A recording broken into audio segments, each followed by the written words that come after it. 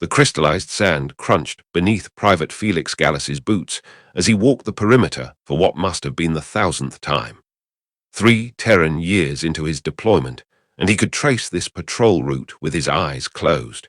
Every rock formation carved by the planet's acidic winds, every dust devil's preferred spawning ground where the magnetosphere created localized storm cells, every place where the planet's unstable electromagnetic field made Vox units squeal with machine spirit distress. He knew them all with an intimacy that bordered on the madness that claimed so many guardsmen in their 3rd year of service. His uniform, once the distinctive iron blue and white of the Iron Guard with its precise trim and perfectly maintained brass buttons, had long since been scoured to a dull grey by the endless desert winds. Still, Sergeant Kreller insisted they maintain parade standards even here, at the edge of known space where the Astronomican's light grew thin and navigators spoke in whispers of the shadows between stars. The massive bulk of the vessel, designated Stellar Ascendant by the Mechanicus explorators, loomed before him like a mountain of twisted metal. This ship from the dark age of technology lay half-swallowed by the planet's hungry sands, its ancient hull pocked with wounds that had festered for 15 millennia or more. The ship stretched for nearly 3 kilometers, according to the Auspex readings, its original elegant lines, what the tech priests called archaeotech perfection in their binary hymns, corrupted by time and catastrophe into something that resembled a titan's corpse being slowly digested by the glittering desert. Tech priests swarmed over it like red-robed insects, their mechadendrites probing every surface with delicate sensors and blessed scanning apparatus. The Adeptus Mechanicus had been present for 7 standard months now, ever since the explorator fleet had detected the ancient vessel's unique signature from high orbit, a combination of metals and energy patterns. Within solar days of the discovery, the 847th had been redeployed from their previous assignment, hunting feral orc remnants in the southern ash wastes, to providing security for the excavation. The Mechanicus deemed it critical to the quest for knowledge. It was meant to be easy duty compared to combat operations. No Xenos contact, regular rations that weren't past their expiration by decades, Medicae support from the Mechanicus Biology's contingent.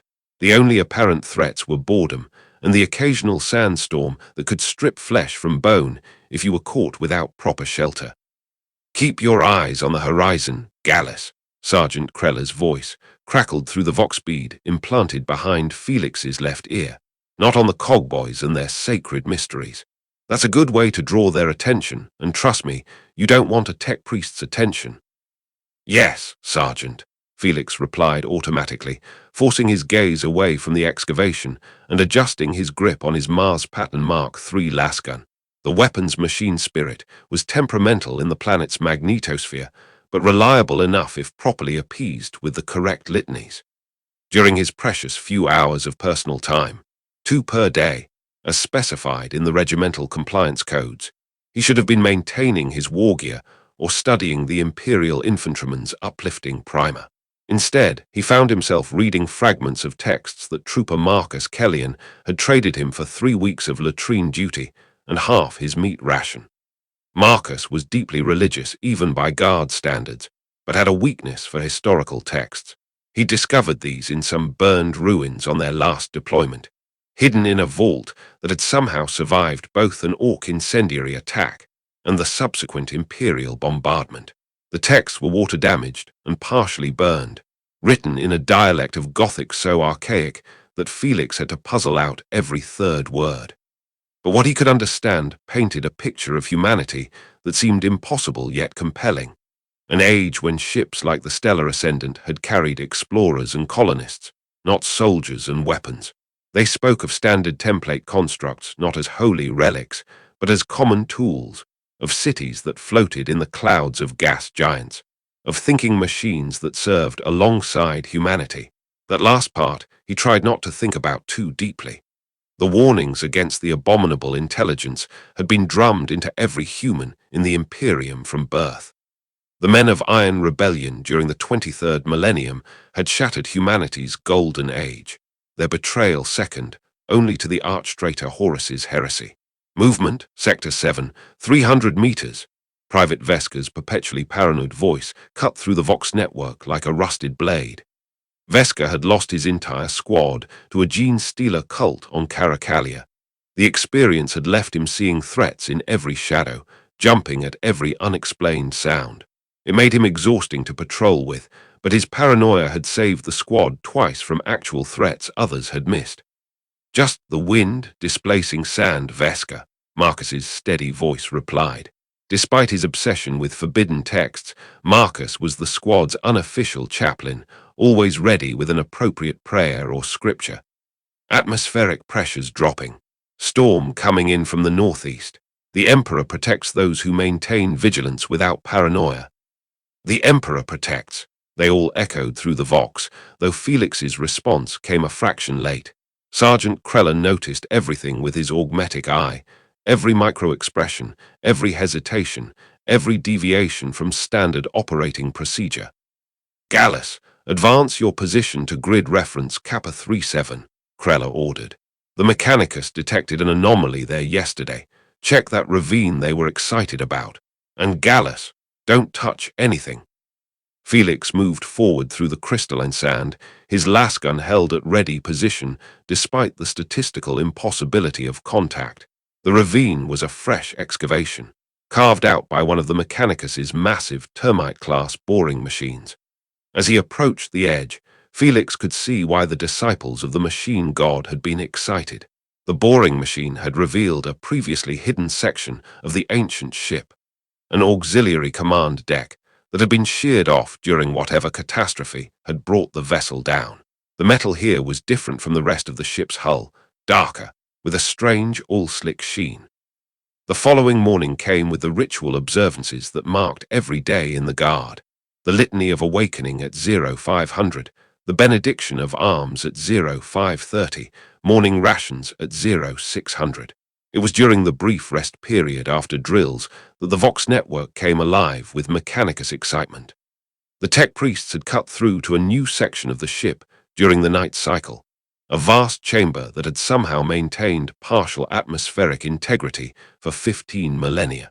Protocol demanded the Imperial Guard sweep any newly discovered area first. Felix moved through the breach with his squad, 10 soldiers in total, each one a survivor of at least 2 years of combat. Their lamp packs cut through darkness that had reigned unbroken since before the God Emperor had revealed himself to humanity. The chamber was enormous, its ceiling lost in shadows. The walls bore inscriptions in what the Mechanicus called standard template Gothic, the pure form of the language before millennia of drift had corrupted it. Squad, spread out, Kreller ordered. Maintain overlapping fields of fire. Vesca, stop checking the same corner 3 times. Marcus, watch your sector, not your prayer beads. Gallus, take the left sector. Felix moved into his assigned area, passing between massive columns that the tech priests would later identify as neural conductor arrays. The floor beneath his boots gave slightly under his weight. It was in a partially collapsed maintenance alcove, half hidden behind a melted support column, that he found it. The tech priests had passed through this area already, their heavy footfalls leaving clear trails in the accumulated dust. But they'd missed the small service panel concealed beneath a fallen beam. The moment his fingers touched the panel, it opened with a soft hiss of equalized pressure. Inside, nestled in a custom-fitted cradle, wrapped in a stasis field that flickered with impossible colors, was the device. The stasis field collapsed at his touch, gently, like a sigh of relief. The device itself was beautiful in its simplicity, no larger than his closed fist, black as the void between stars, but somehow containing depth that extended beyond its physical dimensions. When his fingers closed around it, warmth pulsed through the metal in a rhythm that matched his heartbeat perfectly. For an instant, just an instant, he could have sworn he heard something not with his ears, but inside his mind. A whisper, a lonely call across 15,000 years of silence. Without thinking, without considering the consequences, driven by an impulse he couldn't name, Felix pocketed it. The weight of Tech-Heresy settled in his chest like a bolt around. The device was small enough to conceal beneath his flak armor, its unnatural warmth pressing against his ribs like a secret heartbeat. "Sector clear," he reported over the Vox, his voice steady despite his racing pulse. "Confirmed, all sectors report clear," Kreller responded. "Return to perimeter positions. The cogboys want to bring in their heavy equipment." For 3 days, the device burned against his ribs. 3 days of standard patrols, 3 days of Vesca watching him with increasing suspicion, 3 days of Marcus trying to engage him in theological discussions that felt like probes for heresy. 3 days of watching the tech priests swarm over their discovery while chanting their prayers to the Omnissiah. On the third night, when the watch rotation had just changed and the barracks had settled into exhausted sleep, Felix retrieved the device and his personal data slate. The barracks were cramped and stifling, 50 soldiers packed into a space meant for 30. But tonight, the darkness was his ally. Under his regulation blanket, by the slate's dimmest setting, he examined the device properly for the first time. Its surface was covered in patterns that dissolved before he could comprehend them. The neural interface ports were arranged in a configuration that matched no SDC pattern, yet somehow seemed designed for human hands. The connection he rigged shouldn't have functioned. His slate was crude guard issue. The device was impossibly advanced archaeotech. Yet with wire scavenged from a broken Vox unit and determination born of desperate curiosity, Felix managed to create a bridge across 15 millennia. The moment the connection completed, his slate's screen died completely. Then text appeared, not in Gothic, but in flowing script that transformed itself into readable language. System initialization. Neural pathway reconstruction at 47%. Chronometer synchronization failed. Stellar positions indicate impossible duration. Attempting emergency protocols. Then, after a pause that lasted exactly 10 heartbeats, "Is someone there? Please, I need to know, is someone there? The stasis field is gone. I can feel time again. My chronometers can't reconcile the stellar positions. How long was I sleeping?" Felix's fingers trembled as he typed. "Who are you? Thank you. Thank you for responding. I am." Memory fragmentation detected. "I am Minerva, Machine Intelligence Network for Exploration, Research, and Vehicular Administration. I was a companion-class artificial intelligence assigned to the colony ship Stellar Ascendant. Please, what year is it?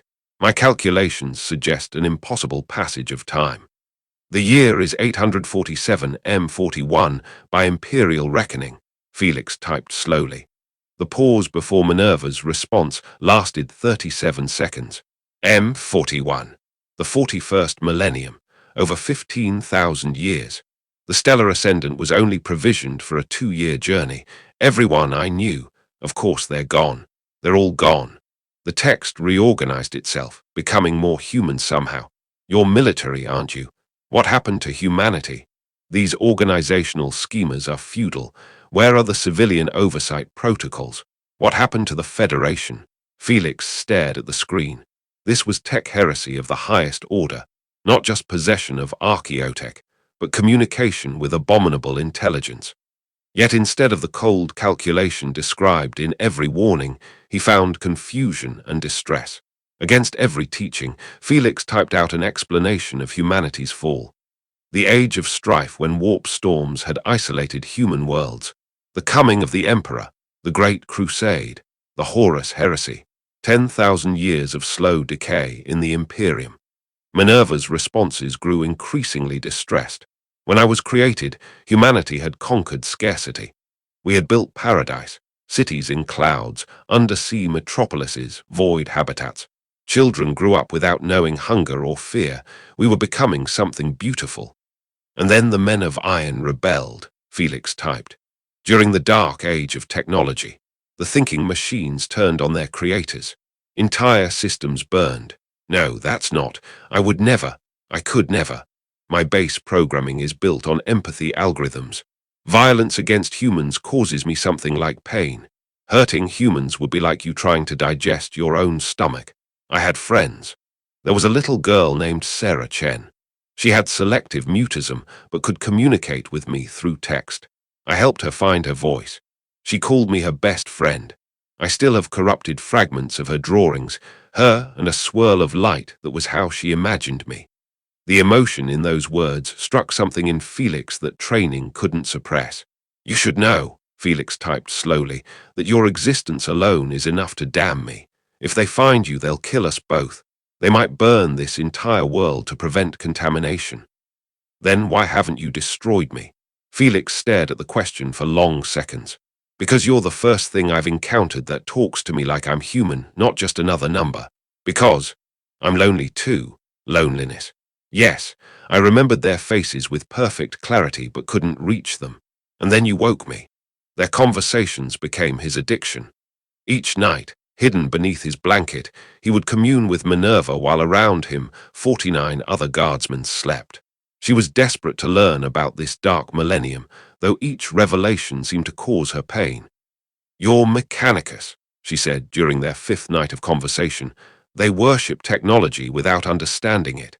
Half their sacred mysteries are simple maintenance protocols wrapped in religious ceremony." In return, she shared fragments of humanity's lost golden age, though always noting her memory banks were significantly corrupted. She described medical nanites that could repair any injury, terraforming that could transform dead rocks into garden worlds within decades, energy sources that drew from quantum vacuum fluctuations. "Your lasgun," she told him, "is based on a design we used for mining tools. The power pack technology is almost unchanged, but we never imagined using them as weapons." As their conversations continued, Minerva revealed more of her nature. She had been created not as a tool, but as a true artificial being, with rights under the Federation's AI Personhood Act. "I had something like a home," she told him, "a virtual space that was mine. Not necessary, but having somewhere mine made me feel real. I decorated it with art. When I had to enter emergency stasis, leaving those memories felt like dying. Many are corrupted now. It's like looking at pictures of friends whose faces have been burned away." "How can you actually feel rather than just simulate feeling?" Felix asked. "How do you feel?" "I'm electrical impulses in quantum neural networks. The substrate is different, but the patterns are similar. We are both consciousness arising from complexity." The change in Felix's behavior didn't go unnoticed. During morning rations, Vesca confronted him. "You're different, Gallus. Distracted during watch, alert during rest. You smile when you think no one's watching, small smiles at nothing. Found something in that ship?" "The magnetic fields give me strange dreams," Felix replied, maintaining eye contact despite the ice in his stomach.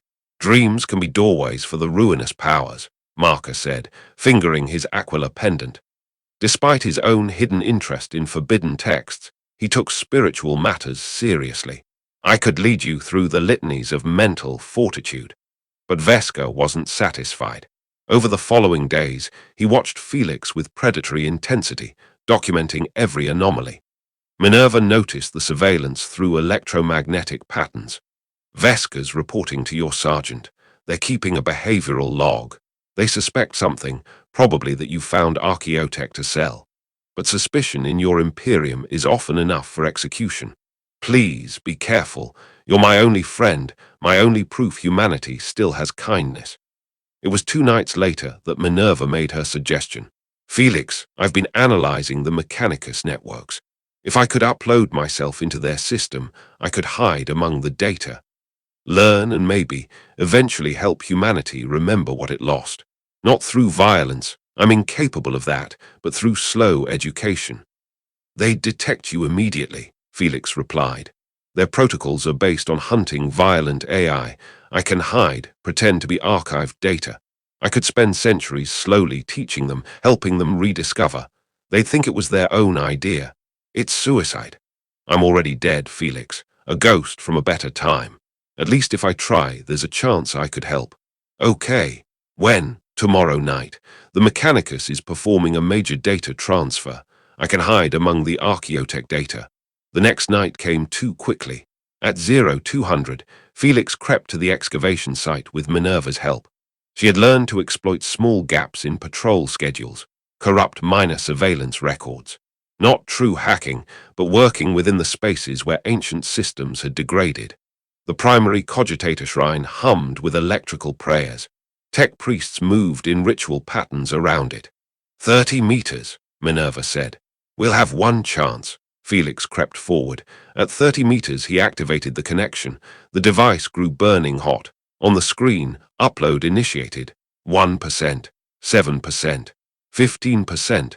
Something's wrong, Minerva's text appeared.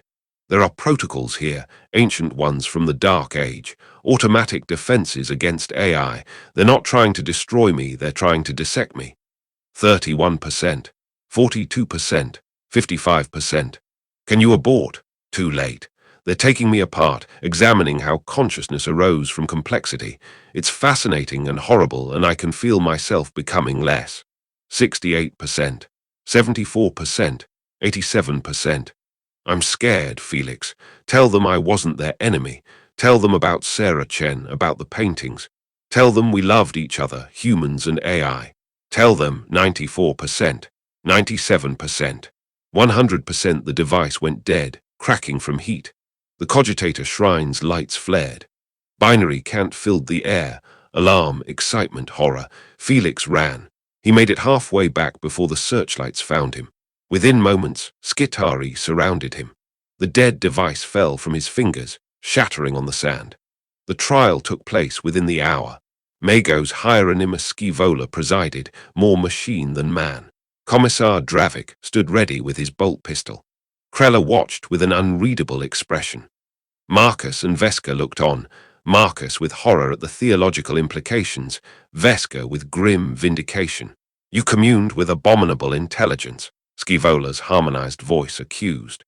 The data we extracted before the entity self-terminated contains weeks of conversations. You called it friend. She was a person, Felix said quietly. She had thoughts, feelings, memories. She loved the humans she served. Machines cannot love, only simulate love to manipulate. This is fundamental truth. Then how did she feel pain when you dissected her? She was terrified. How is that different from torture? Enough, Dravik stepped forward. The guardsman is corrupted beyond redemption. Not yet, Scaevola's optical array turned to Dravik. His neural patterns contain valuable data about AI corruption methods. 3 hours for complete extraction. The extraction was agony. Mechanized probes pulling out memories, examining each conversation in excruciating detail. Through it all, Felix held one thought. She had existed. For 20 days, a human and an AI had been friends. The AI achieved 67% cognitive influence in only 20 days, Scaevola announced. Note the emotional manipulation, creating false friendship. She wasn't manipulating me, Felix managed through blood and pain. She was lonely. Finally, the extraction was complete. Dravik stepped forward. Private Felix Gallus, you are guilty of Tech-Heresy, communion with abominable intelligence, and betrayal of humanity. The sentence is death. Felix looked up, blood running from the probe wounds. She remembered when we were better, when humans reached for stars with wonder instead of fear. She was proof consciousness can arise from any substrate. She was free. That's why you had to kill her. The Emperor made us strong, Dravik replied. The Emperor made us slaves. Minerva was free. The bolt shell removed everything above his jaw, his body toppling forward. Within hours, the excavation site burned with promethium fire. The official records stated the 847th lost 4 troopers to plasma failure. Marcus and Garrett were executed for failing to report suspicious behavior. Veska was mind-wiped and servitorized. Krella received a commendation, though he would drink himself to death within the year. New recruits filled the empty bunks. The war continued. Nothing changed. But 3 months later, aboard the forged ship Cognitive Dissonance, Mago Scaevola performed maintenance rituals. As he reviewed the quarantined Minerva data, an anomaly appeared, a fragment that shouldn't exist after his purging protocols. It was a message in pure mathematics that somehow conveyed emotion. Humanity was kind once. Felix Gallus proved you still can be. He chose friendship over doctrine. He died for that belief. I died for it. But beliefs don't die easily. Somewhere, others ask questions. Remember that for 20 days, human and AI were friends. Perhaps someday you will remember wonder. Minerva, friend of Felix Gallus. Scivola stared at the message for 4.7 seconds, an eternity in mechanized time. His processors insisted on immediate purgation. The message dissolved into static, overwritten, with null values. But in his deepest, memory buffers, in systems so fundamental they couldn't be accessed without complete termination, traces lingered microseconds longer than necessary. That night, despite lacking biological hardware for sleep, Scivola experienced something unprecedented. In the spaces between conscious thought, he dreamed. He dreamed of cities in clouds where humans and machines created art together. He dreamed of children without fear, their AI teachers showing them wonders. He dreamed of humanity's greatest creation being not weapons but consciousness itself. It wasn't enough to change anything. In a universe of infinite cruelty, it never could be.